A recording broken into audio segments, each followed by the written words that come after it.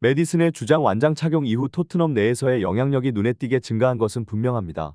그가 페널티킥 상황에서 히샬리송과의 충돌을 통해 팀 내에서의 우위를 주장하려는 모습은 경기장 위에 카리스마가 폭발한 순간이었죠. 손흥민의 부재가 이러한 장면을 부각시킨 부분이기도 하고 그라운드 안팎에서 리더십의 공백을 실감하게 하는 계기였습니다. 과거 해리 케인이 토트넘의 공격을 지휘하며 모든 결정적인 순간에 영향력을 발휘했던 것처럼 메디슨도 손흥민의 부재를 틈타 자신의 위치를 확고히 하려는 모습이 인상적입니다. 하지만 이러한 과감한 행보가 팀워크를 해칠 수 있다는 우려도 공존합니다. 포스테코글루 감독이 키커를 재정비하며 상황을 수습했지만 이 사건은 손흥민의 존재감이 팀의 균형에 얼마나 중요한지를 다시 한번 일깨워 주었습니다.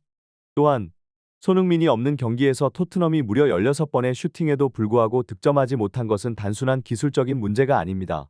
손흥민은 단순한 골게터를 넘어 그의 움직임과 리더십이 팀의 공격 패턴에 깊은 영향을 미치고 있습니다. 전문가들은 그의 부재가 가져오는 전략적 결핍을 지적하며 앞으로 있을 유로파리그 매치에서의 그의 복귀가 얼마나 중요한지 강조하고 있습니다. 포스테코글루 감독의 결단은 양날의 검처럼 보입니다. 손흥민의 체력을 아끼기 위해 로테이션을 선택한 것은 긴 시즌을 대비한 전략적 판단이지만 유로파 리그와 같은 중요한 경기에서 에이스 없이 나선다는 점은 불안감을 자아냅니다. 특히 토트넘이 그간컵 대회와 유럽 대항전에서 로테이션으로 인해 예상치 못한 패배를 경험한 기억이 아직 생생하기 때문에 이번 결정이 과연 옳았는지에 대한 논란이 일 수밖에 없습니다. 경기에서 토트넘은 최전방에 히샬리송을 배치하며 그의 득점 본능에 기대를 걸었습니다. 양쪽 윙에 마이크 무어와 티모 베르너가 나서며 넓은 폭을 활용한 공격 전개를 시도했지만 이 두 선수의 조합이 아직 충분히 매끄럽지 않다는 평가가 나올 법했습니다. 미드필드에는 제임스 메디슨이 창의적인 플레이메이킹을 담당하고 벤탄쿠르와 루카스 베리발이 그를 지원하며 중원의 중심을 잡았습니다. 수비 라인에서는 벤 데이비스와 드라고신이 중앙을 지켰고 데스티니 우도지와 아치 그레이가 양쪽 풀백을 맡아 공격과 수비의 균형을 맞추려 했습니다. 골문은 베테랑 포스터가 책임졌고 메디슨이 주장 완장을 찼다는 점도 눈에 띄는 변화였습니다. 토트넘은 초반부터 적극적인 공격을 펼치며 경기를 주도했습니다. 전반 4분 팀 호이비에르가 오른쪽 측면에서 올린 날카로운 크로스가 정확히 마이크 무어의 머리에 연결되었지만 무어의 헤더는 아쉽게도 골대를 살짝 빗나갔습니다. 이 순간은 토트넘이 빠른 득점을 통해 경기의 흐름을 잡을 수 있었던 절호의 기회였으나 끝내 결실을 맺지 못했습니다. 이는 손흥민이 없는 상황에서 팀의 마무리 능력이 여전히 부족함을 보여준 장면이기도 했습니다. 전반 25분 히샬리송의 예리한 패스는 박스 안으로 쇄도하는 메디슨에게 완벽하게 연결되었습니다. 그러나 메디슨의 선택은 아쉬웠습니다. 무리하게 슈팅을 시도한 공은 상대 수비수에게 막혀 굴절되었고 결국 결정적인 기회를 날려버렸습니다. 이어 1분 뒤 루카스 베리발이 하프라인에서 베르너에게 롱패스를 시도하며 득점 찬스를 만들어냈으나 베르너의 슈팅이 아쉽게도 상대 골키퍼의 정면으로 향하며 득점으로 연결되지 않았습니다. 토트넘은 전반 내내 경기를 주도하고 다수의 기회를 만들어냈지만 마무리에서의 부정확함이 아쉬움을 남겼습니다. 손흥민이 없는 상황에서 결정력을 보여줄 선수가 필요했으나 이날 경기는 그 부족함이 여실히 드러난 순간들의 연속이었습니다. 한편 토트넘은 공격을 전개하면서도 상대에게 역습을 허용하는 불안한 장면들이 계속해서 연출되었습니다. 특히 상대가 날카로운 역습을 전개할 때마다 수비진이 흔들리는 모습이 노출되었고 다행히 프레이저 포스터의 연이은 선방이 아니었다면 자칫 실점으로 이어질 수 있던 상황들이 많았습니다. 이날 포스터가 양팀 통틀어 가장 높은 평점을 받았다는 점은 토트넘의 공격이 답답했음을 그대로 보여주는 대목입니다. 포스터가 그야말로 최후의 방패 역할을 해주지 않았다면 패배도 이상하지 않을 경기력이었습니다. 특히 팬들이 더욱 답답해했던 부분은 메디슨의 플레이였습니다. 미드필더로서 공격의 중심을 잡아주는 것이 그의 역할임에도 불구하고 메디슨은 지나치게 개인 플레이에 집중하는 모습을 보였습니다. 베르너와의 연계 플레이를 선택하기보다는 혼자 드리블 돌파를 시도하거나 슈팅을 시도하는 장면들이 여러 차례 나오면서 팀 공격의 리듬이 깨지기도 했습니다. 메디슨이 그라운드에서 주도권을 잡으려는 의지는 분명했으나 동료와의 호흡과 팀워크를 무시한 공격 시도가 오히려 독이 되었던 셈입니다. 메디슨의 지나친 개인 플레이는 확실히 토트넘의 공격 템포를 떨어뜨리고 결정적인 기회를 무산시키는 주된 요인이 되었습니다. 중계진도 이러한 점을 예리하게 지적했죠. 미드필더로서의 역할을 망각한 채 개인 돌파와 슈팅에 집착하는 그의 플레이는 토트넘의 공격 전개를 어렵게 만들고 있다는 비판을 피할 수 없었습니다. 그들은 메디슨이 공격의 마무리보다는 기회 창출, 즉 팀 동료들을 살리는 플레이에 집중해야 한다고 강조했습니다. 중원에서의 무리한 개인 플레이는 특히 위험합니다. 한번 공을 빼앗기면 상대에게 역습의 기회를 내주게 되며 수비진이 준비되지 않은 상태에서 위기를 초래할 수 있기 때문입니다. 결국 미드필더가 지나치게 공을 끌면 팀 전체가 불안해지는 결과로 이어진다는 분석이었습니다. 실제로 이날 경기에서 토트넘은 수차례 역습을 허용했으며 그 중심에는 메디슨이 있었습니다. 메디슨이 공을 빼앗긴 장면은 상대의 빠른 역습으로 직결되었고 이는 토트넘 수비진에게 큰 부담을 안겼습니다. 전반을 무득점으로 마친 포스테코글루 감독은 분위기 반전을 꾀하기 위해 후반 시작과 함께 브레넌 존슨을 투입했습니다. 그러나 존슨의 투입 역시 즉각적인 효과를 발휘하지는 못했습니다.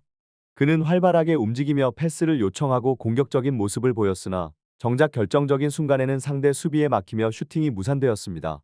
그가 박스 안에서 기회를 잡았을 때에도 슈팅이 수비수에게 가로막히며 득점으로 연결되지 못했습니다. 벤탄쿠르의 정확한 롱패스는 알크마르의 뒷공간을 날카롭게 찌르며 제임스 메디슨과 루카스 베리발의 발밑으로 전달되었습니다. 하지만 두 선수의 동선이 겹치면서 자칫 결정적인 기회를 무산할 뻔한 상황이 벌어졌습니다. 다행히 알크마르 수비수 막심 데커가 베리발을 넘어뜨리며 페널티킥을 내줬죠. 중계진은 데커의 태클이 성급했다고 지적했습니다. 그들은 만약 데커가 침착하게 수비했다면 메디슨과 베리발의 동선이 겹쳐 결국 알크마르가 위험을 넘길 수도 있었다고 설명했습니다. 이는 메디슨이 지난 시즌 손흥민과 동선이 겹친 상황에서 손흥민을 밀치며 슈팅을 시도했던 장면을 떠올리게 했습니다. 당시에도 팬들은 메디슨의 지나친 욕심에 우려를 표했었죠. 하지만 그 욕심은 이번에도 다르지 않았습니다. 히샬리송이 페널티킥 키커로 나서기 위해 공을 집어들었을 때 메디슨이 그 앞을 막아서며 실랑이가 시작되었습니다. 히샬리송은 자신이 팀의 최전방 공격수로서 페널티킥을 차는 것이 당연하다고 생각했지만 메디슨은 이를 전혀 받아들이지 않았습니다. 메디슨은 자신이 페널티킥을 차겠다는 강한 의지를 보였고 언성이 높아지면서 두 선수 간의 실랑이는 점점 더 격해졌습니다. 이를 지켜보던 토트넘 선수들이 급히 다가와 두 선수를 말리기 시작했으나 메디슨의 눈빛에는 오직 페널티킥을 차고 싶다는 의욕만이 가득했습니다. 포스테코글루 감독이 터치라인에서 메디슨과 히샬리송의 실랑이를 지켜보던 중 분노한 모습은 이번 사건의 핵심을 잘 보여줍니다. 감독은 결국 히샬리송을 키커로 지정했고 히샬리송은 침착하게 득점에 성공했지만 이 과정에서 드러난 메디슨의 탐욕스러운 행동은 많은 비판을 받았습니다. 특히 오랜만에 복귀한 히샬리송에게는 골이 절실한 순간이었기에 미드필더인 메디슨이 그 기회를 가로채려 했던 태도는 이해할 수 없는 행동으로 여겨졌습니다. 팬들과 전문가들 모두가 그 점에 대해 부정적인 반응을 보였으며 메디슨의 행동은 팀보다 개인의 욕심이 우선시된 처사라는 지적이 쏟아졌습니다. 더 나아가 축구 팬들은 이번 사건을 과거 해리 케인의 모습과 비교하며 불만을 제기했습니다. 영국 선수들이 팀 내에서 지나치게 특혜를 받는다는 비판이 쏟아졌죠. 해리 케인은 과거 토트넘의 모든 공격 기회를 독차지하며 프리킥과 페널티킥에서의 우선권을 당연히 여겼습니다. 특히 프리킥의 경우 성공률이 낮아도 끝까지 자신이 차겠다는 고집을 꺾지 않았던 케인의 태도는 여전히 팬들의 기억에 남아 있습니다. 심지어는 크리스티안 에릭센과의 유명한 일화처럼 동료의 득점 기회마저 빼앗으며 자신의 위치를 고수했죠. 에릭센이 자신이 프리킥을 차겠다고 했을 때 케인이 자신의 딸까지 걸고 맹세하며 프리킥을 고집했던 일화는 그 당시 팬들 사이에서도 큰 논란을 일으켰습니다. 이러한 케인의 행동은 아무리 많은 골을 넣더라도 그가 팀을 위해 뛰기보다는 개인의 기록을 쌓기 위해 뛴다는 인상을 주었고 결국 팀의 성과보다는 개인의 스탯에 집착한 이기적인 모습으로 평가받았습니다. 그래서 그가 프리미어리그에서 탁월한 개인 커리어를 쌓고 많은 득점을 기록했음에도 불구하고 우승과는 멀었던 이유를 설명하는 사례로 남았죠. 메디슨의 최근 경기에서 드러난 개인주의적 태도는 해리 케인의 과거와 놀랍도록 닮아 있습니다. 팬들은 그가 팀의 이익보다 자신의 욕심을 우선시하고 있다고 강하게 비판하고 있으며 손흥민이 부재한 동안 토트넘의 공격 전개가 제대로 풀리지 않는 데 대한 책임이 크다고 지적하고 있습니다. 특히 팬들은 메디슨의 플레이가 손흥민이 없을 때 더욱 통제 불가능한 양상으로 흘러간다며 불만을 표시하고 있죠. 일부는 손흥민이 토트넘을 떠나게 된다면 메디슨의 이러한 플레이가 팀의 몰락으로 이어질 수 있다는 우려까지 내비치고 있습니다. 그러나 긍정적인 소식도 있습니다.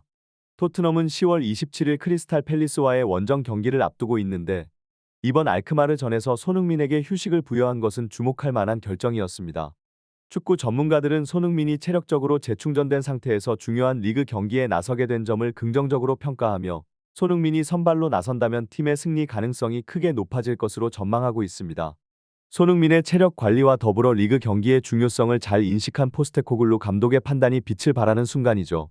또한 포스테코글루 감독이 메디슨의 현 상황을 정확히 인지하고 있다는 점도 긍정적입니다.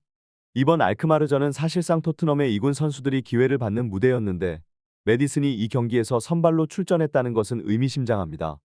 이는 감독이 메디슨을 1군 주전으로 신뢰하지 않고 경쟁을 통해 다시 자신의 가치를 입증하라는 메시지를 전달한 것으로 해석될 수 있습니다. 메디슨이 그라운드에서 더욱 겸손하고 팀 중심적인 태도를 보여주지 않는다면 그는 손흥민이 부재할 때 팀의 중추가 되기는커녕 오히려 문제를 일으키는 선수로 남을 위험이 있습니다. 실제로 메디슨은 지난 웨스트햄전에서도 기대 이하의 경기력을 보이며 비교적 이른 시간에 교체되었습니다. 이는 단순한 경기 내 전술적 판단이 아니라 그의 현재 입지가 흔들리고 있다는 신호로 해석될 수 있습니다. 여러 축구 매체들은 그의 주전 자리가 위태로워질 수 있다고 경고하고 있습니다. 메디슨이 팀 내에서 자신의 위치를 굳히기 위해서는 팀 플레이와 전술에 더 잘 맞춰가는 변화가 필요할 것으로 보입니다. 이상으로 최신 뉴스를 전해드렸습니다. 구독과 좋아요는 저희 채널에 큰 힘이 됩니다. 시청해주셔서 감사합니다.